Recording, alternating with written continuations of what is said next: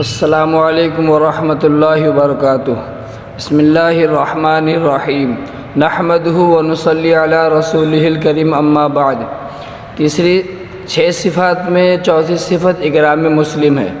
اکرام مسلم کا مقصد ہے ہم اپنے حق کو معاف کرنے والے اور دوسروں کے حق کو ادا کرنے والے بن جائے۔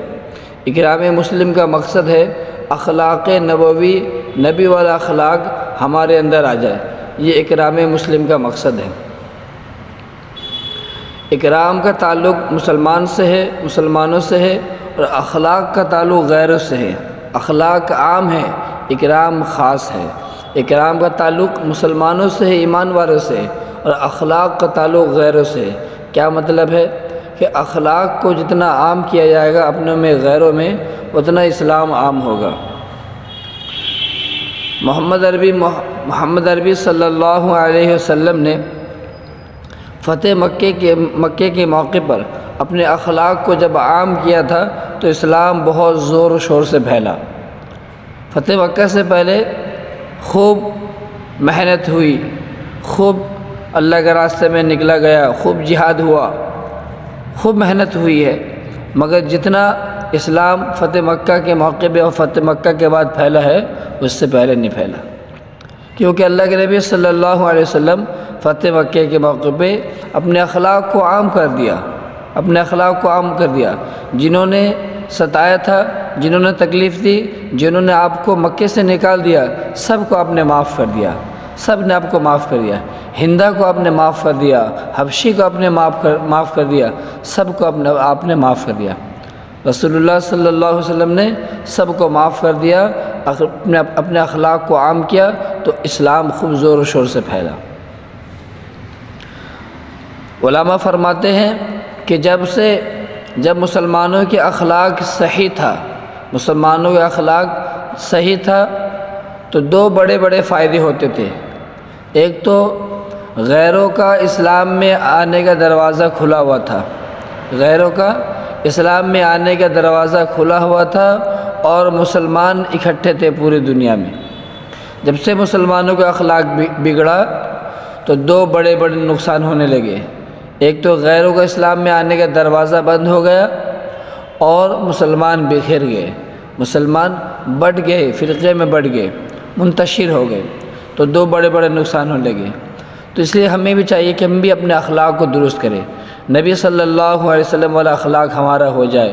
اس کے لیے خوب اللہ کے راستے میں چل پھر کر محنت کرنی ہوگی۔ اکرام کی بڑی فضیلت ہے۔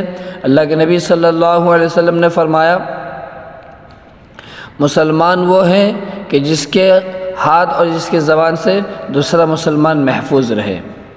تو ہم دیکھیں کہ ہمارے ہاتھ سے، ہماری زبان سے، ہمارے اخلاق سے، ہمارے اعمال سے، ہمارے کردار سے، ہماری بات سے دوسرا مسلمان محفوظ ہے یا نہیں ہے۔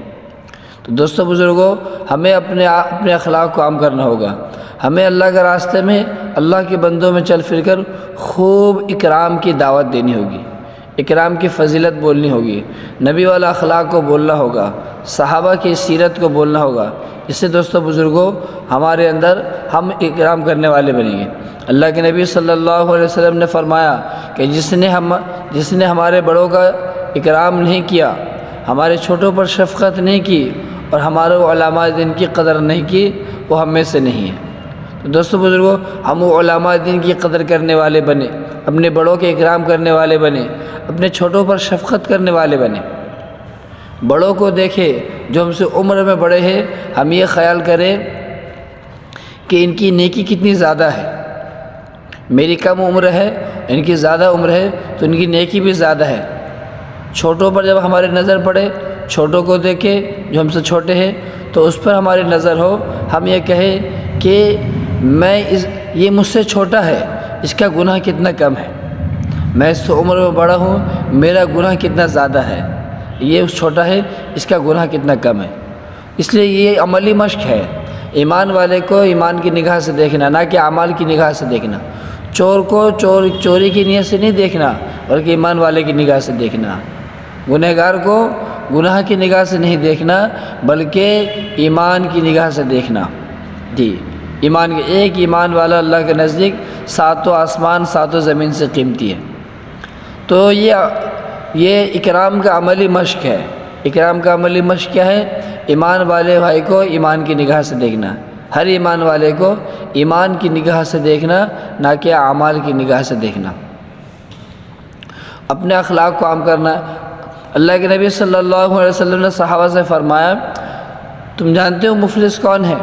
صحابہ کرام رضی اللہ عنہم نے فرمایا، یا رسول اللہ، ہم تو مفلس انہیں جانتے ہیں جس کے پاس کچھ مال و متاع نہیں ہو، ساز و سامان نہ ہو، تو بالکل خالی ہو۔ اللہ کے نبی صلی اللہ علیہ وسلم نے صحابہ سے فرمایا، قیامت کے دن میری امت کا مفلس وہ شخص ہوگا جو بہت سارے اعمال لے کر آئیں گے، بہت ساری نفلی نمازیں، بہت سارے نفلی صدقات، بہت ساری نفلی روزے، بہت سارے زکوٰۃ، بہت ڈھیر سارے اعمال لے کر آئیں گے، مگر کسی کو مارا ہوگا، کسی کو گالی دی ہوگی، کسی کی چوری کی ہوگی، کسی کی زمین ہڑپی ہوگی، جی ہاں، تو اس سے کیا ہوا؟ اس کو بٹھا دیا جائے گا اور حق والے کو بلایا جائے گا۔ حق والے اپنا حق کا مطالبہ کریں گے، اس کے پاس تو کچھ مال و دولت متاع نہیں ہوگا، اس کے پاس نیکی ہوگی، تو حق والے ان کی نیکی لیتے جائیں گے۔ سارے حق والے آئیں گے، ان کے سارے نیکیاں لے کر جائیں گے، یہاں تک کہ وہ ڈھیر سارے جو اعمال لے کر آیا تھا وہ بالکل خالی ہو جائے گا، مگر حق والے ابھی باقی رہیں گے اور ان کی نیکی ختم ہو جائے گی۔ تو کیا کیا جائے گا کہ ان کے گناہ، حق والے کا گناہ اس پر ڈال دیا جائے گا، اس پر ڈال دیا جائے گا، اس پر لاد دیا جائے گا، اور یہ باوجود اتنے اعمال لے کر آنے کے یہ سیدھا جہنم میں جائے گا۔ تو اللہ سبحانہ وتعالیٰ ہم سب کی حفاظت فرمائے۔ تو اللہ کے نبی صلی اللہ علیہ وسلم نے فرمایا، یہ میری امت کا مفلس ہے۔ تو اللہ ہم سب کی حفاظت، ہم اپنی زبان سے دیکھیں اور اپنے اعمال سے دیکھیں، ہماری زبان سے، ہمارے اعمال سے، ہمارے ہاتھ سے کسی کو کسی طرح کی کوئی تکلیف نہ پہنچے۔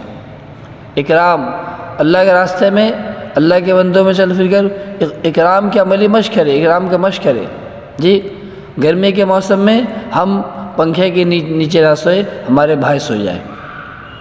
جی، کھانے کے معاملے میں اکرام کرے، سونے کے معاملے میں اکرام کرے۔